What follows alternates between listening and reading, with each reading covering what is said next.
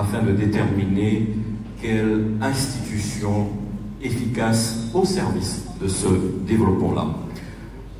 Nous poursuivons avec Tania Galvani sur l'organisation administrative.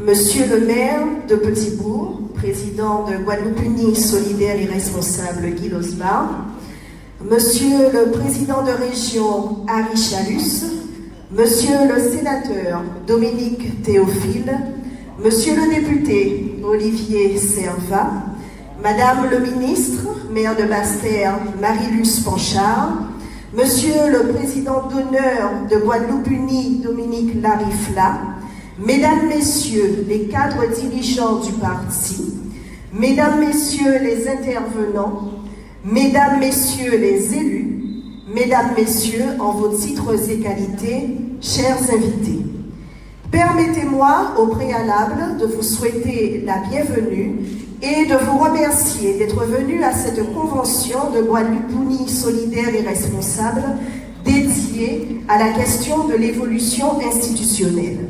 Votre présence ici aujourd'hui témoigne de tout l'intérêt que vous portez à cette question, à une époque où notre territoire doit faire face à des problématiques de plus en plus complexes et où les défis à relever sont de plus en plus nombreux. Chers invités, il m'a été demandé de vous présenter l'organisation administrative de la Guadeloupe, et ce afin de vous permettre de mieux appréhender la composition ainsi que le fonctionnement de nos institutions. Dans le débat sur l'organisation administrative de la Guadeloupe, il faut avant toute chose se garder de quelques lieux communs. D'abord, on trouve souvent des personnes qui se disent adeptes du statu quo. Statu quo est une expression latine qui signifie que rien ne bouge. Or, dans l'histoire de la Guadeloupe, au moins depuis 1982, le statu quo n'existe pas. En effet, si l'on compare le département d'avant 1982, de 1994 ou encore de 2004 à celui d'aujourd'hui, l'on réalise que la collectivité départementale n'a cessé d'évoluer. Globalement, son champ de compétences a diminué d'année en année et ses priorités ont été profondément modifiées. Il en va de même pour la région. En 1982, elle représentait au mieux une collectivité neuve suscitant la curiosité, alors qu'aujourd'hui, elle est une collectivité puissante, compétente dans de nombreux domaines. En second lieu, des transformations profondes ont été réalisées par l'État sans mobilisation locale. Il en va ainsi, par exemple, de la décision d'instituer des communautés d'agglomération et de l'obligation faite à chaque commune d'être intégrée dans une structure intercommunale. Par conséquent, aborder la question de l'organisation administrative de la Guadeloupe, c'est garder à l'esprit que les évolutions ont été constantes et que de grands changements ont eu lieu sans que l'on s'en aperçoive. D'où la nécessité pour un parti comme Guadeloupe Unie de prendre en charge ce débat pour être acteur de ces évolutions continues. Alors, quelle est l'organisation administrative de la Guadeloupe? Eh bien, tout commence avec la loi du 19 mars 1946, dite loi de départementalisation, qui fait passer la Guadeloupe du statut juridique de colonie à celui de département d'outre-mer. Le but recherché à l'époque était l'extension de l'ensemble des règles applicables en France aux anciennes colonies. À partir de la loi du 31 décembre 1982, la Guadeloupe devient une région. Situation inédite, deux collectivités, le département et la région, coexistent sur un même territoire, alors que la région a été créée pour regrouper les départements en vue de faciliter le développement économique de la France. Ainsi, toutes les régions de l'Hexagone regroupent plusieurs départements. Donc, à la différence des départements hexagonaux, la Guadeloupe est à la fois une région administrative et un département français d'outre-mer, formant une région dite monodépartementale pour qualifier cette particularité. Administrativement, la Guadeloupe est composée de 2 arrondissements, Basse-Terre et Pointe-à-Pitre, de 21 cantons et de 32 communes.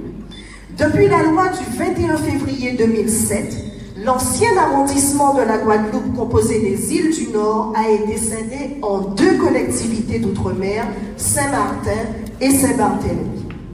Les collectivités territoriales se décomposent en 3 degrés. Les communes, le département et la région. Elles représentent l'exécutif local dans la limite des prérogatives qui leur sont attribuées. Le représentant de l'État est le préfet de région installé à Basse-Terre, qui, malgré la suppression du 3e arrondissement, conserve encore certaines prérogatives dans les collectivités de Saint-Barthélemy et de Saint-Martin, où un préfet délégué a été nommé. Un sous-préfet siégeant à Pointe-à-Pitre administre le 2e arrondissement. Le préfet de région rend compte à l'exécutif national, aux différents ministres du gouvernement qui rendent eux-mêmes compte au président de la République. Il prend les différents arrêtés, il déclenche les plans de secours et d'alerte, il exerce les pouvoirs régaliens de l'État.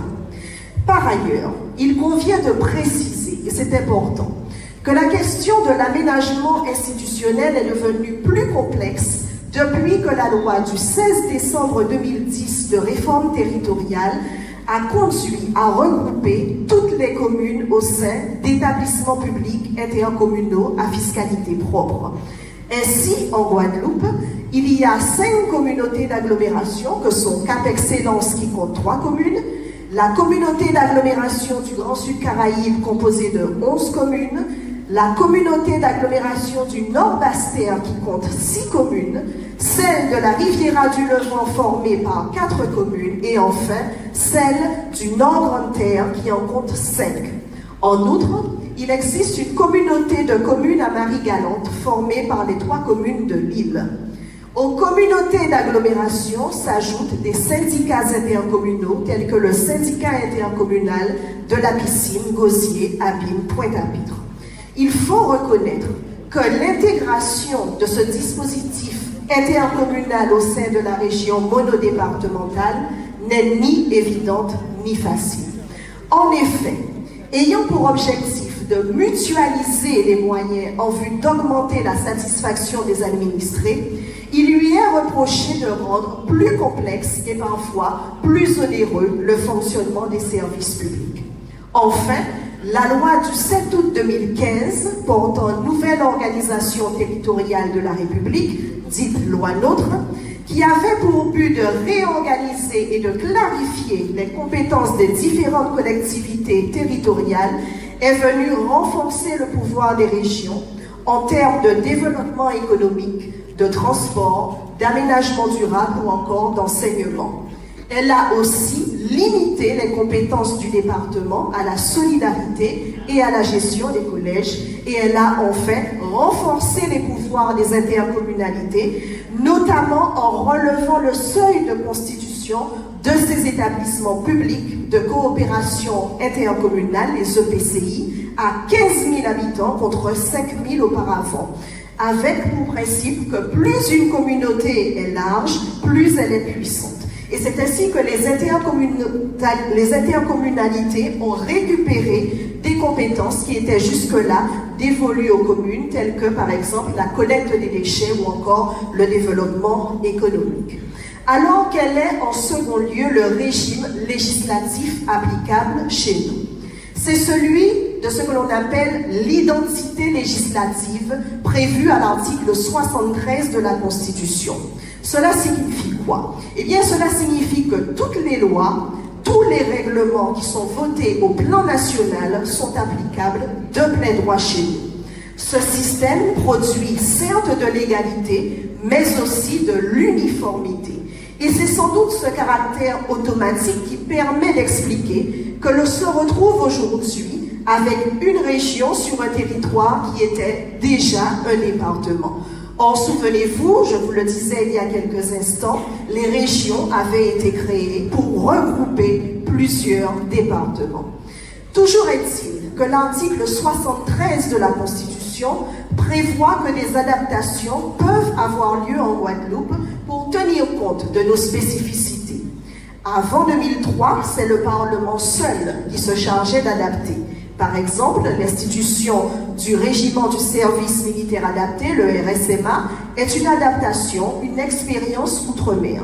Mais il faut savoir que depuis 2003, l'adaptation des règles peut être décidée localement, soit dans un domaine de compétences détenu par les collectivités territoriales, par exemple en matière de tourisme, en matière de formation, soit une délibération locale peut se substituer à la loi ou au règlement dans un domaine qui se trouve en dehors de la compétence locale. Mais ce qu'il faut retenir, c'est que dans les deux cas de figure, ces adaptations locales sont possibles si le Parlement l'autorise quand il s'agit d'intervenir dans le domaine de la loi, ou si le gouvernement le permet, s'il s'agit de substituer une délibération locale à un règlement ou un décret. C'est ce que l'on appelle l'habilitation législative. En conclusion, chers invités, vous voyez combien notre organisation administrative est complexe car beaucoup de structures se superposent. Il s'agit, n'ayons pas peur des mots, d'un véritable millefeuille territorial qui complique d'ailleurs grandement la compréhension du citoyen du fonctionnement de nos institutions. Par ailleurs, l'on a du mal à comprendre pourquoi toutes les régions de France devraient avoir exactement les mêmes compétences et les exercer dans les mêmes conditions alors qu'elles subissent des contraintes différentes et qu'elles ont des besoins distincts. C'est tout le challenge du droit à la différenciation que le président de la République, Emmanuel Macron, compte instituer dès le début de l'année prochaine pour les collectivités locales ultramarines. Le but recherché en matière institutionnelle est toujours l'efficacité qui s'obtient généralement par la simplification. Il nous revient dès lors, à nous, Guadeloupéens, de nous emparer de ce débat en méditant cette phrase de Charles de Montalembert: « Vous avez beau ne pas vous occuper de politique, la politique s'occupe de vous tout de même. » De ce point de vue, la question de l'existence d'une seule collectivité ayant pour assise territoriale toute la Guadeloupe mérite d'être posée. Je vous remercie de m'avoir écouté.